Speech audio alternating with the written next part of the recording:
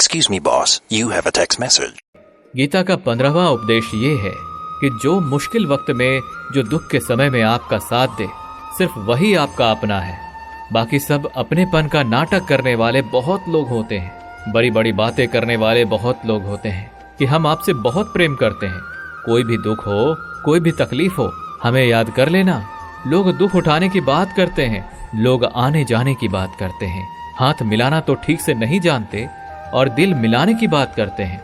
जब सच में आपकी जिंदगी में तकलीफ आएगी ना, तब आपको समझ में आ जाएगा कि आपका साथ देने के लिए कौन खड़ा है और कौन भाग गया। क्योंकि उस समय पे सारे लोग भाग जाते हैं, क्योंकि लोगों को पता होता है कि ये व्यक्ति हमारे पास आया तो हमसे मदद ही मांगेगा और वो हमें कुछ दे नहीं पाएगा। लोग आपसे सिर्फ तभी रिश्ता रखते हैं जब आप उन्हें कुछ दे सकते हैं और आपसे उन्हें कुछ फायदा हो सकता है। लेकिन जब लोगों को ये पता चल जाता है, ये समझ में आ जाता है कि उनको आपसे कोई फायदा नहीं होने वाला, बल्कि उनको तो आपकी मदद करनी पड़ेगी, तो वो आपको दूर से ही देखकर भाग जाते हैं। इसलिए जो आपके मुश्किल वक्त में आपके साथ खड़ा हो, सिर्फ वही आपका अपना होता है। बाकी इस दुनिया में सब पराये होते हैं, क्योंकि सिर्फ अपना अपना कह देने से कोई अपना नहीं हो जाता। गीता का 14वां उपदेश है कि जो भी होता है अच्छे के लिए होता है, और जो हो रहा है वो भी अच्छे के लिए ही हो रहा है, और जो आने वाले भविष्य में होगा वो भी अच्छे के लिए ही होगा। वैसे ये बहुत गहरी बात है।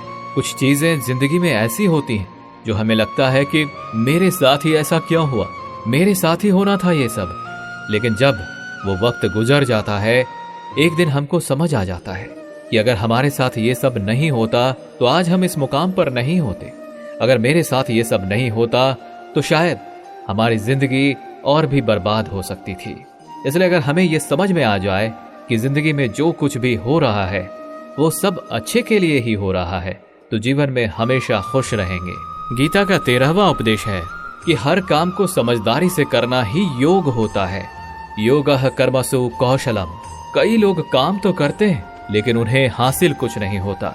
बहुत लोग कहते हैं कि हम तो मेहनत बहुत करते हैं, तब भी जिंदगी में सफलता हासिल नहीं हो रही है।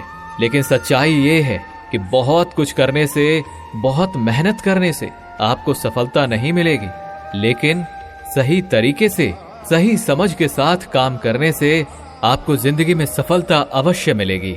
गीता का 12वां उपदेश है कि कभी भी किसी भी चीज की अति नहीं करनी चाहिए। कोई भी चीज हद से ज्यादा नहीं करना चाहिए। किसी से प्रेम भी हद से ज्यादा मत करना, किसी से नफरत भी हद से ज्यादा नहीं करना।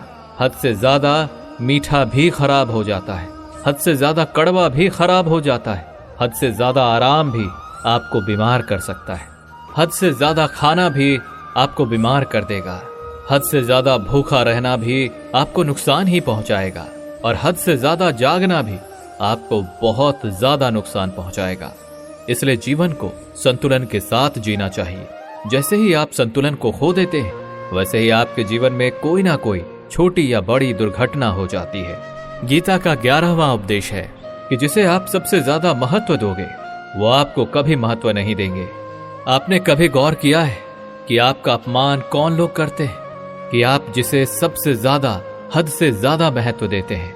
दूसरों की इज्जत करना अच्छी बात है, पर दूसरों की अगर बहुत ज्यादा इज्जत करेंगे तो उनकी नजर में आपकी इज्जत खत्म हो जाती है। इसलिए किसी को भी कभी भी अपना सब कुछ नहीं बनाना चाहिए कि तुम ही मेरे सब कुछ हो। जैसे ही आप किसी को अपना सब कुछ बना लेते हैं तो आप उसके लिए कुछ भी नहीं रह जाते। इसलिए लोगों को इज्जत उतना ही देना चाहिए जितना वो हजम कर सके। हद से